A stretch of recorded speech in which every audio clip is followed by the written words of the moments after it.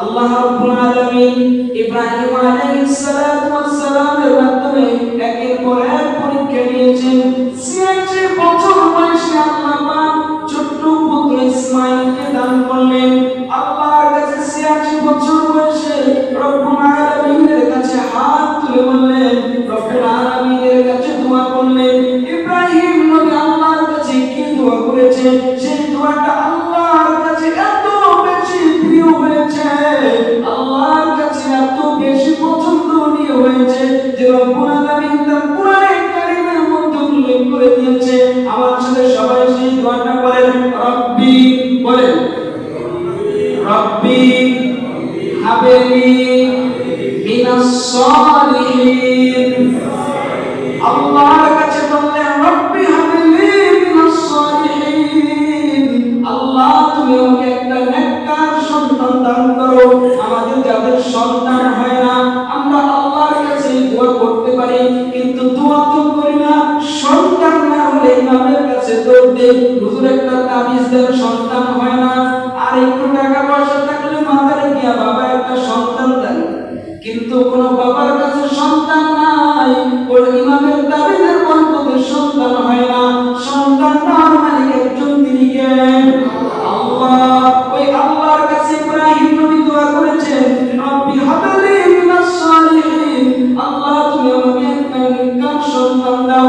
আল্লাহ রাব্বুল আলামিন দোয়া কবুল করে সুসংবাদ জানালেন, ফাবাশশারনাহু বিগুলামিন হালিম। আল্লাহ পাক ইব্রাহিম নবীকে একটা ধৈর্যশীল সন্তানের সুসংবাদ প্রদান করলেন, আর সেই ধৈর্যশীল সন্তানের নাম হচ্ছে হযরত সাইয়্যিদনা ইসমাঈল আলাইহিস সালাতু ওয়াস সালাম। আলহামদুলিল্লাহি নাহমাদুহু ওয়া নাস্তাঈনুহু ওয়া নাস্তাগফিরুহু ওয়া নু'মিনু বিহি ওয়া নাতাওয়াক্কালু আলাইহি ওয়া না'উযু বিল্লাহি মিন শুরুরি আনফুসিনা ওয়া মিন সাইয়্যাতি আ'মালিনা। মান ইয়াহদিহিল্লাহু ফালা মুদিল্লা লাহু ওয়া মান يضلل فلا هادي له ونشهد أن لا إله إلا الله وحده لا شريك له ونشهد أن محمدا عبد الله ورسوله أما بعد فقد قال الله تعالى في كلامه المجيد وفي فرقانه الحميد. أعوذ بالله من الشيطان الرجيم. بسم الله الرحمن الرحيم. واتل عليهم نبأ بني آدم بالحق إذ قربا قربانا فتقبل من أحدهما ولم يتقبل من الآخر قال إنما يتقبل الله من المتقين. وقال تعالى في شان حبيبه إن الله وملائكته يصلون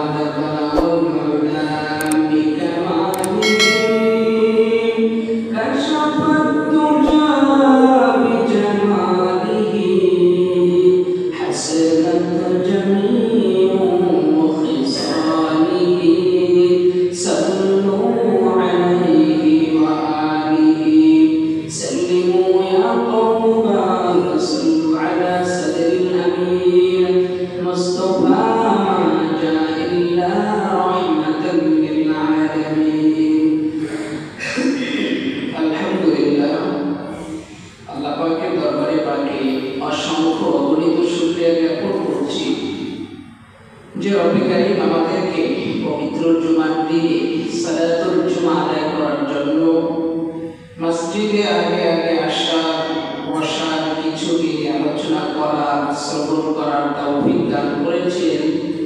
এজন্য আমরা সকলে শুকরিয়া আদায় করি আলহামদুলিল্লাহ। সম্মানিত মুসলিম গ্রাম, এই জুমাতে আমরা কোরবানি সম্পর্কে আলোচনা শুরু ইনশাআল্লাহ। কোরবানি এটি কফ, র, নুন, না এই চারটা শব্দ থেকে নির্গত হয়েছে। কোরবানির শব্দের অর্থ হচ্ছে নিকটবর্তী হওয়া, নৈকট্য লাভ করা। ইসলামী শরীয়তের পরিভাষায় যেই পশু আল্লাহ রাব্বুল আলামিনের সন্তুষ্টি অর্জনের জন্য জবাই করা হয়, সেই পশু কোরবানি করাকেই কোরবানি বলা হয়। এই কোরবানি শুধুমাত্র উম্মতে মুহাম্মাদি অর্থাৎ মুহাম্মদ সাল্লাল্লাহু আলাইহি ওয়াসাল্লামের উম্মতের উপরই যে ওয়াজিব, বিষয়টি এমন নয়, বরং পৃথিবীর শুরু থেকে আজ পর্যন্ত অর্থাৎ আমাদের আদি পিতা হযরত আদম আলাইহিস সালাম থেকে নিয়ে মুহাম্মদুর রাসূলুল্লাহ সাল্লাল্লাহু আলাইহি ওয়াসাল্লাম পর্যন্ত যত নবী পয়গম্বর পৃথিবীর বুকে আগমন করেছে, সকল নবী এবং পয়গম্বরের উম্মতের উপরে আল্লাহ পাক এই কুরবানির বিধানকে নির্ধারণ করে দিয়েছিলেন। সুতরাং এই কোরবানি শুধুমাত্র আমাদের উপরে আবশ্যক, বিষয়টি এমন নয়। এই কথাই রব্বুল আলামিন পবিত্র কোরআনে কারিমের 22 নম্বর সূরা সূরাতুল হাজ্জের 34 নম্বর আয়াতের মধ্যে বললেন, ওয়া লিকুল্লি উম্মাতিন জাআলনা মানসাকান লিয়াযকুরু ইসমাল্লাহি আলা মা রাযাকাহুম মিন বাহিমাতিল আন'আম ফাইলাহুকুম ইলাহু ওয়াহিদুন ফালাহু আসলিমু ওয়া বাশশিরিল মুখবিতিন। আল্লাহ রাব্বুল আলামিন থেকে বললেন, ওগো উম্মতে মুহাম্মাদি, ওগো পৃথিবীর মানুষ, আমি রব্বুল আলামিন এই কোরবানির বিধানকে শুধুমাত্র তোমাদের উপরে নির্ধারণ করে দিয়েছি। বিষয়টি এমন নয়, যত বরং পৃথিবীর বুকে যত নবী এবং পয়গম্বর আগমন করেছে, যত উম্মত গত হয়েছে, সকলের উপরে আমি এই কোরবানির বিধানকে নির্ধারণ করে দিয়েছিলাম। কেন? যাতে করে তোমরা তোমাদের জীবন উপকরণের জন্য যে পশু, যে চতুষ্পদ জন্তু আমি আল্লাহ রাব্বুল আলামিন তোমাদেরকে দান করেছি, এই চতুষ্পদ জন্তুর উপরে তোমরা আমি আল্লাহ রাব্বুল আলামিনের নাম নিতে পারো। এজন্য আমি আল্লাহ রাব্বুল আলামিন তোমাদের উপরে কুরবানির বিধানকে অর্পণ করে দিয়েছি। সুবহানাল্লাহ। কুরবানির এই বিধান শুধুমাত্র মুহাম্মাদের উম্মতের উপর নয়, বরং যত নবীগণ এসেছেন, যত উম্মত পৃথিবীতে এসেছেন, সবার উপরে এই বিধান ছিল। কথা বলে ঠিক কিনা? সম্মানিত মুসলিম ভাইরা, এই কোরবানির ইতিহাস একটা ঐতিহাসিক একটা প্রেক্ষাপট রয়েছে। আমাদের কাছে এই কোরবানি কিভাবে আসলো, আমাদের পর্যন্ত এই কোরবানির বিধান কিভাবে পৌঁছলো। পৃথিবীর শুরুতে হযরত আদম আলাইহিস সালাতু ওয়াস সালামের দুই পুত্র হাবিল এবং কাবিল। বলেন, আদম আলাইহিস সালামের দুই পুত্রের নাম কি? হাবিল এবং কাবিল। এই হাবিল এবং কাবিলের মাধ্যমে পৃথিবীতে কোরবানির সূচনা হয়েছে। কিভাবে হাবিল এবং কাবিলের মাধ্যমে পৃথিবীতে কোরবানির সূচনা হলো?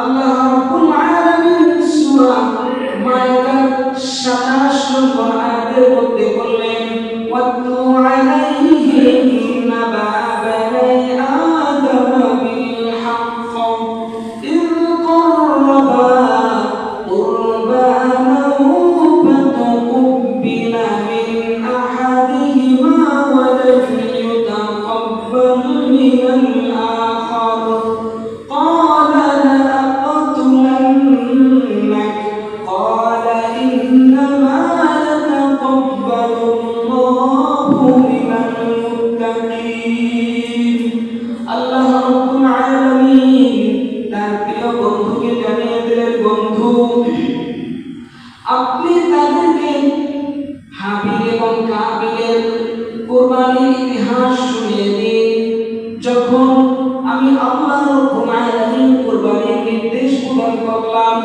তখন তারা দুজনেই কুরবানি করল ওয়ালাম ইউতাকাব্বাল মিনাল আখর কিন্তু একজনের কুরবানি কবুল হলো অপরজনের কুরবানি কবুল হলো না হাবিলের কুরবানি কবুল হয়েছে কাবিলের কুরবানি কবুল হয় নাই যখন কাবিলের কুরবানি কবুল হয় নাই তখন কাবিল হাবিলকে বলল ক্বালা লাআকতুলান্নাক ভাই হাবিল আমি তোমাকে হত্যা করব কাবিল জবাব দেয় ক্বালা ইন্নামা ইয়াতাকাব্বালুল্লাহু মিনাল মুত্তাকিন আমাকে হত্যা করে তোমার কি হবে বরং কুরবানি তো আল্লাহ রাব্বুল আলামিন কেবলমাত্র মুত্তাকিদের থেকেই কবুল করে নেয় কুরবানি আল্লাহ পাক মুত্তাকিদের থেকে কবুল করে নেয় তুমি আমাকে হত্যা করলে কি হবে হাবিল এবং কাবিলের সেই ঘটনা কি আল্লাহ পাক পবিত্র কোরআনের মধ্যে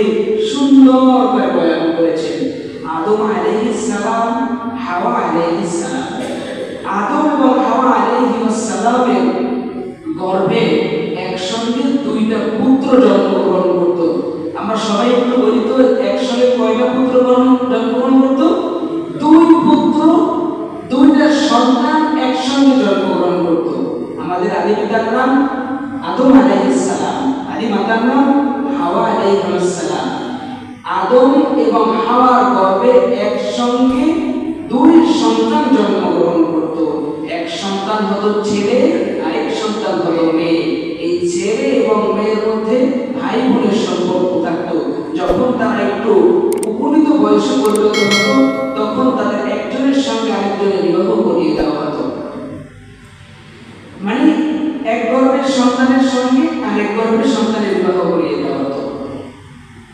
হাবিলের সঙ্গে গর্ভে যে বোনটা ছিল তার নাম হচ্ছে লিওয়াজা নাম কি সবাই বলে লিওয়াজা এই লিওয়াজা দেখতে সুন্দর না কুৎসিত একটা মেয়ে আর কাবিলের সঙ্গে গর্ভে যে বোন ছিল তার নাম হচ্ছে আকলিমা বলে নাম কি আকলিমা আকলিমা দেখতেও সুন্দর রূপসী সাধারণ নিয়ম অনুযায়ী বিবাহ যখন তারা এই চারজন একসঙ্গে উপনীত হলো বিবাহের বয়সে আদম আলাইহিস সালাম তাদের কাছে বিবাহের প্রস্তাব পেশ করলেন নিয়ম অনুযায়ী এক গর্ভের সন্তান ছেলের সাথে অপর গর্ভের মেয়ের সাথে বিবাহ দেওয়া হবে সেই নিয়ম অনুযায়ী কাবিলের ভাগ্যে পড়ল হাবিলের সঙ্গে বোন সে হলো কুৎসি লিওয়াজা আর হাবিলের ভাগ্যে পড়ল আকলিমা সে হচ্ছে সুন্দরী যখন হযরত আদম আলাইহিস সালাম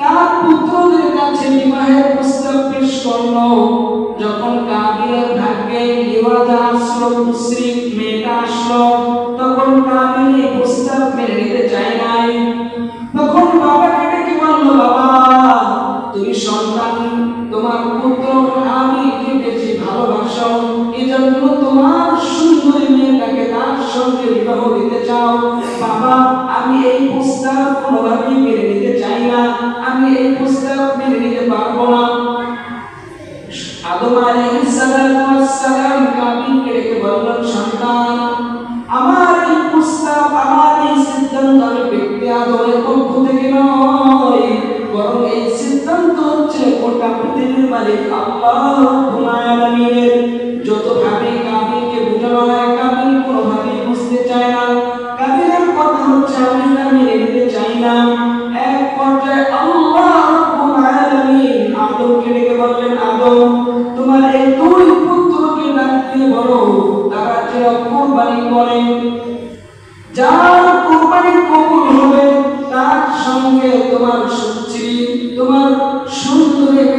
তোমাকে বিবাহ দেবা। আল্লাহ পাকের এই নির্দেশ যখন সন্তানের কাছে পেশ করা হলো, তখন হাবিল আর কাবিল কুরবানি করার জন্য প্রস্তুত হয়ে গেলেন। সেখানে কুরবানির নিয়ম ছিল ব্যতিক্রম। সেই কালের কুরবানির নিয়ম ছিল যদি কেউ কুরবানি করতে চায়, তাহলে তার কুরবানির বস্তু অথবা কুরবানির পশুটাকে সে মিনা প্রান্তরে রেখে আসবে, আর আসমান থেকে একটা আগুনের অগ্নি সেখানে সেটাকে বর্ষ করে নিবে। যারটা বর্ষ করে নিবে বুঝে যাবে তারটা কবুল হয়ে গেছে। সেই নিয়ম অনুযায়ী হাবিল তখন পশু পাখি পালন করতেন। তার পালের মধ্যে অনেক পশু ছিল। সেই পশুগুলোর মধ্য থেকে একটা সুন্দর উৎকৃষ্ট মানের পশু মিনার প্রান্তরে মিনার চুলে রেখে আসলো। কাবিল শস্য কাজ করতেন, ক্ষেত খামারের কাজ করতেন। সে তার কিছু ক্ষেত খামারের জিনিস নিয়ে মিনার প্রান্তরে রেখে আসলো। নিয়ম অনুযায়ী আসমান থেকে আগুন এসে হাবিলের পশুটাকে বর্ষ করে নিল। হাবিলের কুরবানি আল্লাহ পাক কবুল করে নিল। কাবিল এটা মানতে পারল না। কাবিল বলল, ভাই হাবিল, আমি এটা মেনে নিতে পারি না। ক্বালা লা আक़তুলান্না, আমি তোমাকে হত্যা করব। কাবিল জবাব দেয়, না না না না ভাই, তুমি আমাকে হত্যা করবে না। হত্যা করলে কি হবে? বরং আল্লাহ পাক ক্বালা ইন্নামা ইয়াতাকাব্বালুল্লাহু মিনাল মুত্তাকিন। আল্লাহ রাব্বুল আলামিন তো মুত্তাকিন যারা তাদের থেকে কুরবানি কবুল করে। সুতরাং তুমি আমাকে হত্যা করে কোনো লাভ নাই। কাবিল মানতে চায় না, তাকে হত্যা করবে। কোরআনে কারীমের মধ্যে আল্লাহ পাক এই ঘটনা উল্লেখ করে বুঝাইলেন যে পৃথিবীর শুরু আদম আলাইহিস সালামের জামানা, সেই কালে কুরবানির ইতিহাস শুরু হয়েছে হাবিল এবং কাবিলের মাধ্যমে। তখনও ইন্নামা ইয়াতাকাব্বালুল্লাহু মিনাল মুত্তাকিন, যারা মুত্তাকি তাদের কুরবানি, তার কুরবানি কবুল করেছে। মুত্তাকি কথার অর্থ হচ্ছে যারা একমাত্র কেবলমাত্র রব্বুল আলামিনের সন্তুষ্টি অর্জনের জন্য কুরবানি করে। একটু চিন্তা করেন, কুরবানি কারটা কবুল হয়? যে মুত্তাকি, যে আল্লাহর সন্তুষ্টি অর্জনের জন্য পশু ক্রয় করে কুরবানি করে। এখন যদি আমার পশুটাকে আমি হারাম টাকা দিয়ে কিনে আল্লাহর নামে কুরবানি করি, এটা কি আল্লাহ কবুল করবেন? আশা আছে? আশা নাই। কারণ ওই যে আল্লাহ পাক কোরআনের ঘটনা দিয়ে বুঝাই দিয়েছেন, মুত্তাকির থেকে আমি কুরবানি কবুল করি, সুতরাং হালাল পশু থেকে আমি কুরবানি কবুল করে নেই। এখন আরেকটা বিষয়, আমরা যারা ইনকাম করি, আমাদের ইনকাম সোর্সের মধ্যে দুইটা বিষয়, একটা থাকে হালাল, একটা হারাম।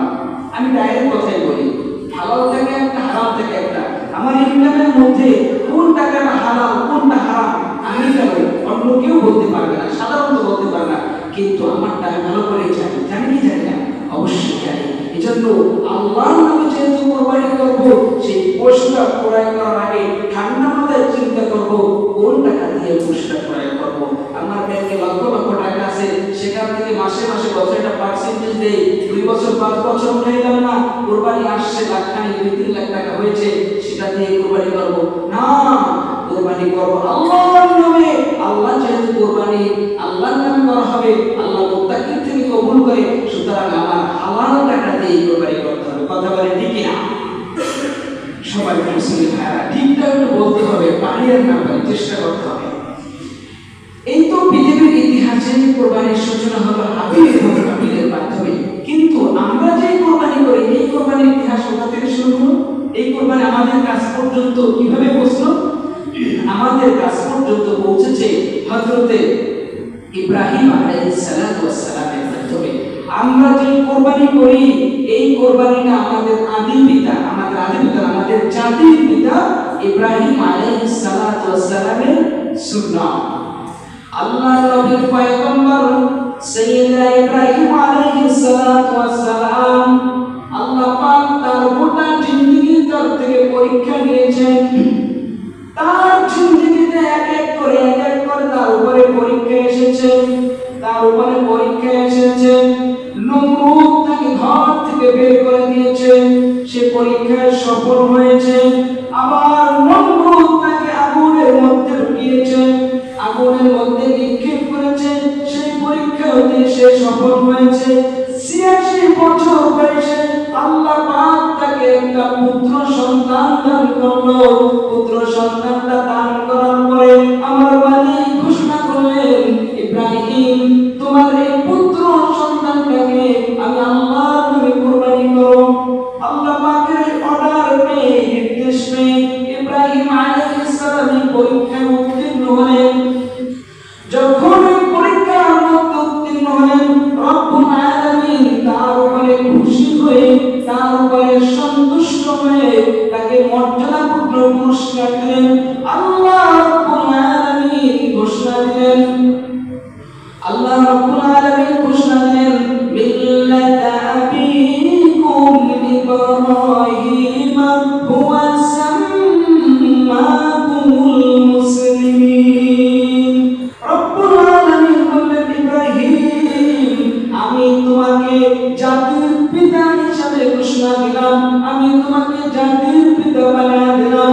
হুয়া সাম্মাকুমুল মুসলিমিন, আর যত উম্মত পৃথিবীর মধ্যে আগমন করবে সকলকে আমি মুসলমান বলে আখ্যা দিলাম। তাহলে এই আয়াত দিয়ে বুঝলাম আমাদের জাতির পিতার সার্টিফিকেট দিয়েছেন আল্লাহ রাব্বুল আলামিন, তার নাম হচ্ছে ইব্রাহিম আলাইহিস সালাম। বলেন আমাদের জাতির পিতার নাম কি? ইব্রাহিম আলাইহিস সালাম। এখন যে আমরা একে অপরকে জাতির পিতা বলি, এটা কি ঠিক হবে? ঠিক হবে না, কারণ কোরআনে আল্লাহ বলেছেন তোমাদের জাতির পিতার নাম ইব্রাহিম ওয়া সাম্মাকুমুল মুসলিমিন, তোমাদের নাম মুসলমান। আল্লাহ রাব্বুল আলামিন ইব্রাহিম আলাইহিস সালামের মাধ্যমে একের পর এক পরীক্ষা নিয়েছেন। ৮৬ বছর বয়সে আল্লাহ পাক ছোট্ট পুত্র ইসমাঈলকে দান করলেন। আল্লাহর কাছে ৮৬ বছর বয়সে রব্বুল আলামিনের কাছে হাত তুলে বললেন, রব্বুল আলামিনের কাছে দোয়া করলেন। ইব্রাহিম নবী আল্লাহর কাছে কি দোয়া করেছে, সেই দোয়াটা আল্লাহর কাছে এত বেশি প্রিয় হয়েছে, আল্লাহর কাছে এত বেশি পছন্দনীয় হয়েছে যে রব্বুল আলামিন তার কোরআনে কারীমের মধ্যে উল্লেখ করে দিয়েছে। আমার সাথে সবাই সেই দোয়াটা করেন, রব্বি, বলেন রব্বি হাবলি মিনাস সালিহিন। আল্লাহর কাছে বললেন, রব্বি হাবলি মিনাস সালিহিন, আল্লাহ তুমি আমাকে একটা নেককার সন্তান দান করো। আমাদের যাদের সন্তান হয় না, আমরা আল্লাহর কাছে দোয়া করতে পারি, কিন্তু দোয়া তো করি না। সন্তান না হলে ইমামের কাছে দৌড় দেই, হুজুর একটা তাবিজ দেন, সন্তান হয় না। আর একটু টাকা পয়সা থাকলে মাথায় গিয়া বাবা একটা সন্তান দেন, কিন্তু কোন বাবার কাছে সন্তান নাই, ওই ইমামের তাবিজের বরকতে সন্তান হয় না। সন্তান তার মালিক একজন, তিনি কে? আল্লাহ। ওই আল্লাহর কাছে ইব্রাহিম নবী দোয়া করেছেন, রব্বি হাবলি মিনাস সালিহিন, আল্লাহ তুমি আমাকে একটা নেককার সন্তান দাও। আল্লাহ রাব্বুল আলামিন দোয়া কবুল করে সুসংবাদ জানালেন, ফাবাশশারনাহু বিগুলামিন হালিম। আল্লাহ পাক ইব্রাহিম নবীকে একটা ধৈর্যশীল সন্তানের সুসংবাদ প্রদান করলেন, আর সেই ধৈর্যশীল সন্তানের নাম হচ্ছে হযরত সাইয়্যিদনা ইসমাঈল আলাইহিস সালাম। আল্লাহ পাক ইব্রাহিম নবীর দোয়া কবুল করেছে, আর কবুল করার পরে তার সন্তান, পুত্র সন্তান দান করলেন, যার নাম ইসমাঈল আলাইহিস সালাম। এরপরে আল্লাহ পাক এরপর আবার পরীক্ষা নিলেন। ৮৬ বছর বয়সে একটা সন্তান, ওই সন্তানের প্রতি কত মায়া। এরপর আল্লাহ পাক পরীক্ষা নিয়ে বললেন, ইব্রাহিম তুমি তোমার এই সন্তান এবং তোমার স্ত্রীকে মক্কা নগরী মরুভূমিতে রেখে আসো। ইব্রাহিম নবী বিবি হাজরাকে নিয়ে, ছোট্ট সন্তান ইসমাঈলকে নিয়ে মরুভূমির প্রান্তে রেখে আসলো। মরুভূমির প্রান্তে রেখে আসার পরে আল্লাহর কাছে দোয়া করলেন, ইব্রাহিম রব্বি ইন্নী আসকানতু মিন যুররিয়্যাতি বিওয়াদিন গায়রি যী দার'ইন ইনদা বাইতিকাল মুহাররাম রব্বানা লিয়ুকিমুস সালাতা ফাজআল আফইদাতাম মিনান নাসি তাহওয়ি ইলাইহিম ওয়ারযুকহুম মিনাত